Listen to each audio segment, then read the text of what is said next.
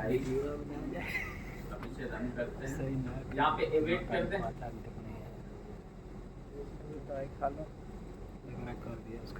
ठीक है, और जेसन का स्पेलिंग सही है? यस सर सही है। application/जेसन एग्जिट डाल देते हैं।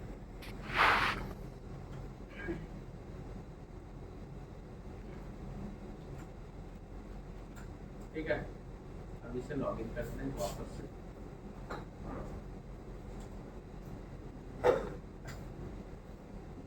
और एक काम करते हैं, इसको ना कर देते हैं अलाउ एनोनिमस चेक करने के लिए। अलाउ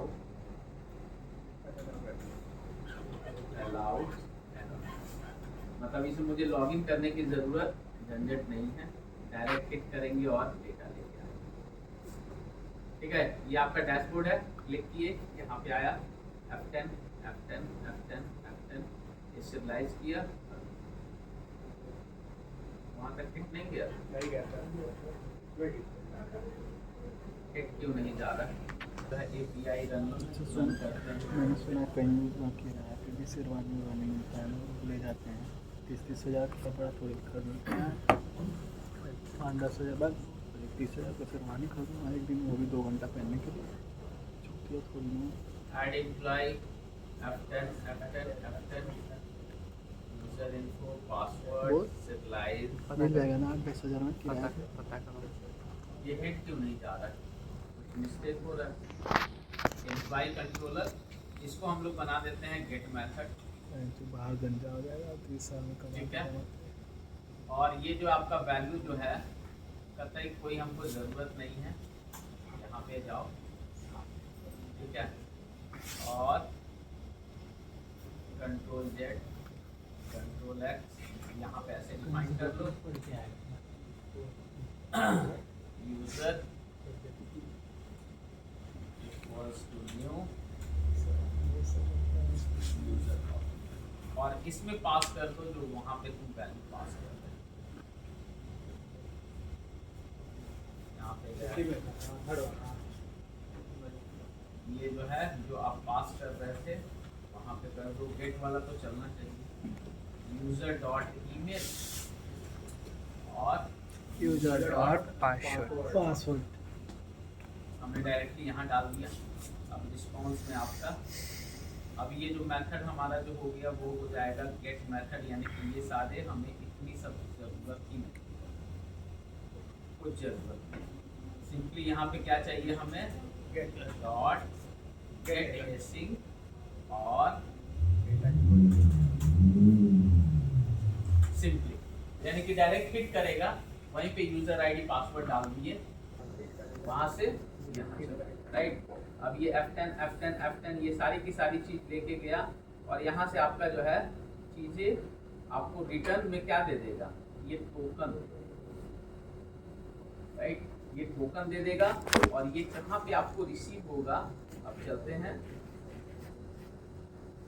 यहाँ पे ब्रेक पॉइंट लगाते हैं, कंटिन्यू कर देते हैं। ठीक है, यहाँ पे जो है 200 आ गया। ठीक है, इसके अंदर से वो आपको टोकन क्या करना होगा, रीड करना होगा, राइट।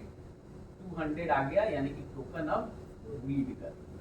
तो रीड करने के लिए क्या लिखते हैं, यही वाला चीज लिखते हैं यहाँ पे,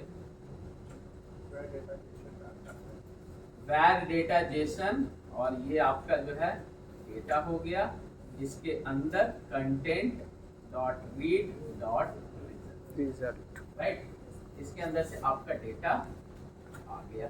ठीक है, अब जो है इसको जो है देखते हैं कि अब आपके पास जेसन डेटा में आ गया, यानी कि यहाँ पे एक्चुअल में आपके पास वो टोकन आना चाहिए जो वहां से आपने ADMP, ठीक है, नेक्स्ट नेक्स्ट, और ब्रेक पॉइंट यहाँ पे लगा दिए, लॉगिन पे आया। ठीक है, अब F10 करते हैं, और यहाँ पे आपके पास क्या आ गया, this is your token, right, जो उधर से हमने टोकन भेजा यहाँ पे आ। अब जो नेक्स्ट जो हम कॉल करेंगे गेट एम्प्लॉय, उसको जरूरत क्या है, जब तक ये टोकन भेजोगे नहीं वो चलेगा, राइट।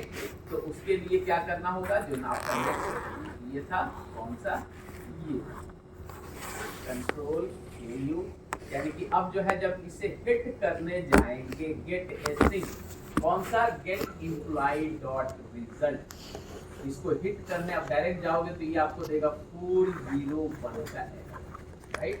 इसे क्या चाहिए, इसे क्लियर टोकन, और वो कहाँ पे ऐड कर दोगे, तो वही मैंने जो बताया था कल,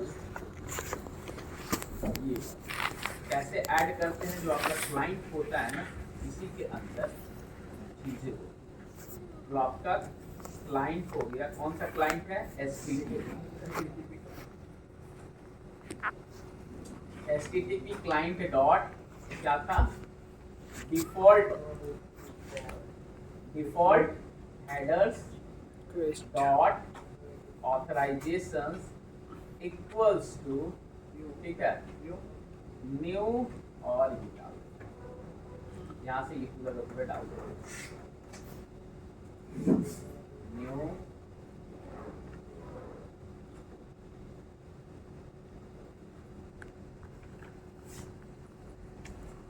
ठीक है। और टोकन कहाँ पे भेज देंगे, इस जेसन में क्या आ रहा है हमारे पास, इसको ले लेते हैं, ये टोटल का टोटल किसमें आ रहा है, स्ट्रिंग में आ रहा है क्या, स्ट्रिंग ही हम लोग ले लेते हैं, टोकन अगर ले लें यहाँ पे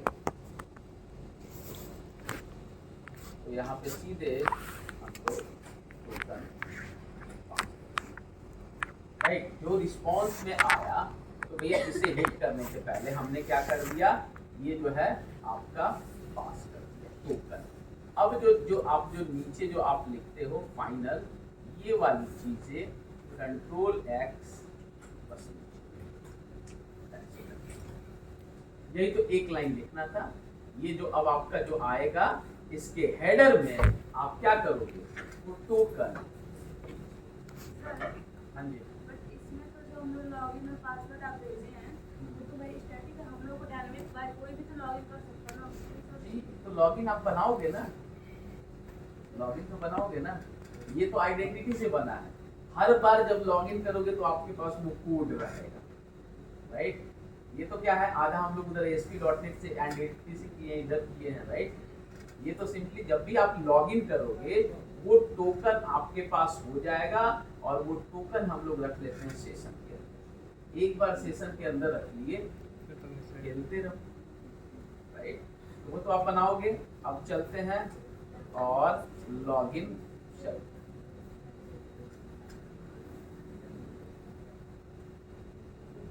यहाँ पे गए, अब ऐड EMP, अगेन F10 यहाँ पे आ गया। उसके पहले एम्प्लॉय वाले पे हम लोग ब्रेक पॉइंट लगाए हैं कि नहीं, वहाँ भी लगा देते हैं, लगा हुआ। कंटिन्यू, यहाँ पे हमारे पास देखो टोकन ये मिल गया, यही टोकन हमने ऐसे पास कर दिया। अब ये कहाँ जाएगा, रिक्वेस्ट लेके हमने को चला गया। इससे पहले क्या दे रहा था, अनऑथराइज्ड। अब जो है ये रिक्वेस्ट लेके गया और रिटर्न में तुम्हारे पास जो है डेटा आ जाएगा। अब यहाँ पे हिट कर दो, कंटिन्यू, आ गया कंटिन्यू। अब देखो ये तुम्हारे पास स्टेटस 200। अब फिर यहाँ पे क्या क्या लिखेंगे, फिर से रीड करेंगे, अपने मॉडल में भरेंगे, डीसीरियलाइज करेंगे, राइट।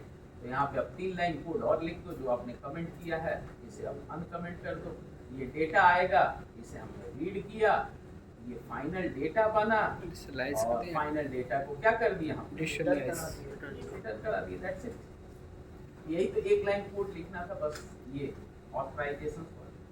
अब देखो कंटिन्यू करो, ऐड एम्प्लॉय, कंटिन्यू पे जाएगा, पहले लॉगिन पे आया, बैरियर टोकन मिला, फिर बैरियर टोकन करके, और देखो आपके पास डेटा लिख के, यही तो है आपका JWT टोकन। यानी कि जब भी आप लॉगिन करो आपके पास वो टोकन अवेलेबल होगा, राइट। अगर वो टोकन हटा दो वहां से क्या आएगा रिस्पॉन्स 401 अनऑथराइज्ड, यानी कि अब उसे जब भी हिट करोगे you must be the login, right. आप वो पासवर्ड भेजोगे, राइट।